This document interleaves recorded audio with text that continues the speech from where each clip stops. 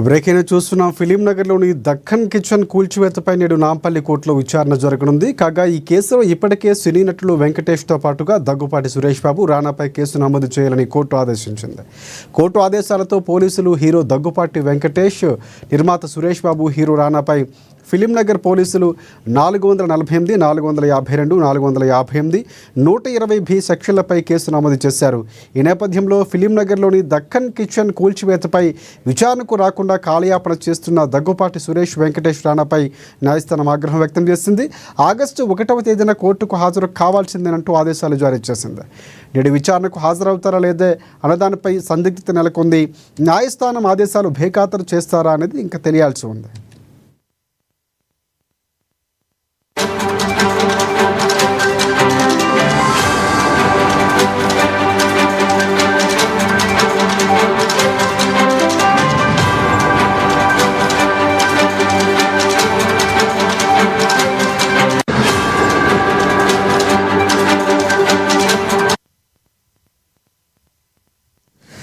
Right. ఫిలింనగర్లోని Deccan kitchen కూల్చివేతపై నేడు నాంపల్లి కోర్టులో విచారణ జరగనుంది. కాగా ఈ కేసులో ఇప్పటికే సినీ నటులు వెంకటేష్తో పాటుగా దగ్గుపాటి సురేష్ బాబు, రానాపై కేసులు నమోదయ్యాయి.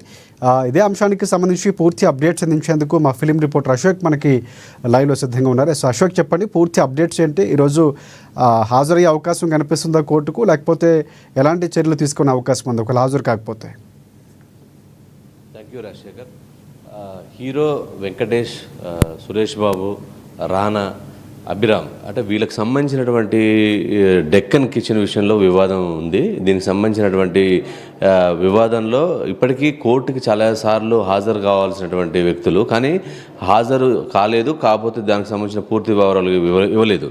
దీనికి సంబంధించి కోర్టు చాలా సీరియస్గా వ్యవహరించి వీరిపై కేసులు కూడా నమోదు చేయాలని వారు కోర్టుకి అంటే ఈరోజు డెడ్ లైన్ పెట్టింది. ఆగస్టు 1వ తారీఖు ఖచ్చితంగా కోర్టుకు హాజరు కావాలి. హాజరు కాని పక్షంలో వారిపై కఠిన చర్యలు తీసుకుంటామని చెప్పి కోర్టు కూడా సీరియస్ అయింది. అయితే దీనికి సంబంధించి మరి వీరు హీరో వెంకటేష్, అలాగే ప్రొడ్యూసర్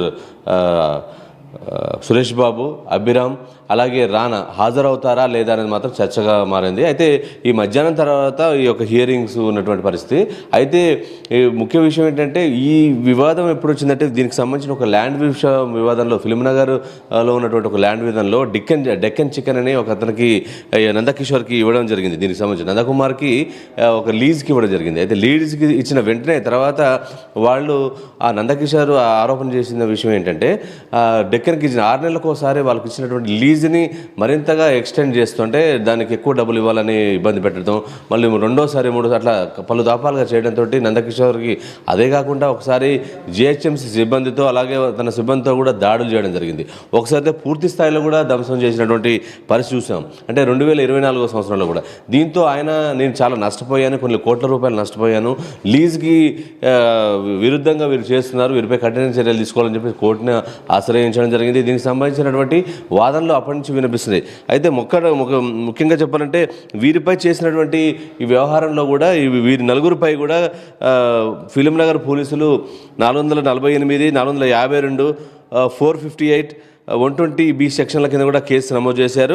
అయితే వీరేంటంటే కేసుకు రాకుండా దీనికి సంబంధించినటువంటి వాదాపవాదాలు సహకరించకుండా కాలయాపన చేస్తున్నారు. అయితే ఎవరైతే ఫిర్యాదుదారు ఉందో తను ఇబ్బంది పెట్టే ప్రయత్నం కూడా చేస్తున్నారు. దీనికి సంబంధించి కూడా ఈరోజు హాజరు కావాలంటే ఆగస్టు 1నే రాజుగారు అని చెప్పేశారు.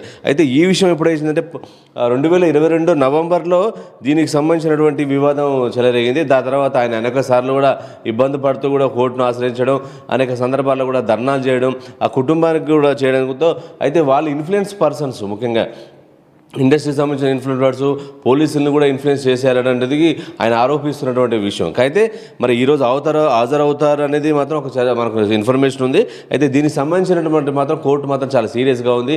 ఈ విషయంలో ఖచ్చితంగా హాజరు కావాలనేది ఉంది. అయితే మరి హాజరవుతారా లేదని మాత్రం మనకు 5 గంటల లోపు మనకు విషయం తెలిసి ఉంది. అయితే ఈ మధ్యాహ్నం తర్వాత ఈ కోర్టుకు సంబంధించిన హియరింగ్ ఉందని మనకు దగ్గర ఉన్నటువంటి సమాచారం. రాజశేఖర్, ఎందుకు అసలు హాజరు కావట్లేదు? న్యాయపరంగా ఎదుర్కొంటారన్నటువంటి సూచనలు వచ్చినప్పుడు కూడా ఎందుకు హాజరు కావట్లేదు? లాయర్ ఏం చెప్తున్నారు అసలు? యాక్చువల్గా ఈ వివాదానికి సంబంధించి లీజుకి ఇచ్చిన మాట వాస్తవమే. అక్కడ ఉన్నటువంటి ల్యాండ్ విషయంలో లీజ్ తీసుకున్నారు, వాళ్ళ దగ్గరే తీసుకున్నారు. అయితే వాళ్ళు ఏం చేశారంటే మాకు మార్కెట్లో దీన్ని ఎక్కువ ప్రాపర్టీ కొనడానికి వచ్చారు, ఈ లీజ్ మేము రద్దు చేస్తున్నాం అంటే లీజ్ అంటే మనం చూసుకోవచ్చు, కోట్ల రూపాయల వ్యవహారం అంటే అగ్రిమెంట్స్ ఉంటాయి. ఈ అగ్రిమెంట్ ప్రకారం 2 years 3 years రాసుకుంటారు. ఆయన 3 years అగ్రిమెంట్ రాసుకున్నటువంటి పరిస్థితి. అయితే వీళ్ళు చేసిందంటే దాన్ని ల్యాండ్ సేల్ చేస్తామని చెప్పేసి ఒకసారి, లేదు మాకు గిట్టుబాటు అవ్వట్లేదు ఈ లీజు, మరింత డబ్బులు ఇవ్వాలని ఒకసారి వీళ్ళు చేయడం జరిగింది. అయితే నందకిషోర్ ఇట్లా చేయడం కరెక్ట్ కాదు, నేను కోట్ల రూపాయలు ఇన్వెస్ట్ చేశాను, దీనివల్ల నష్టపోతాను, అర్థం చేసుకోండి అని చెప్పేసి అనేక సందర్భాలు చెప్పారు. కాదే వాళ్ళు మాత్రం ఈ సురేష్ బాబు ముఖ్యంగా హీరో వెంకటేష్ గారు వీళ్ళందరికీ సంబంధించిన ఈ ప్రాపర్టీలో అనేక సందర్భాల్లో కూడా దాడులకు ప్రేరేపించడం, బౌన్సర్లతో భయపెట్టడం, అక్కడ కావాలని కూడా అతన్ని క్లోజ్ చేయడం, పోలీసులతో ప్రైవేట్ సిబ్బందితో కూడా ఇబ్బంది పెట్టడం అనేది కూడా చేశాం. అంటే ఇదంతా కూడా కేవలం అక్కడ ఆర్థికంగా వాళ్ళకు లాభం చేకూర్చే విధంగా లేదనే ఉద్దేశంతో చేయాలని చెప్పేసి నందకిషోర్ ఉన్నారు.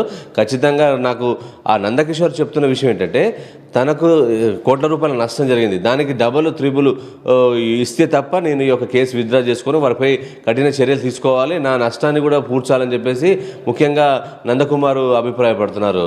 Rajasekhar. Right, thanks for updates Ashok.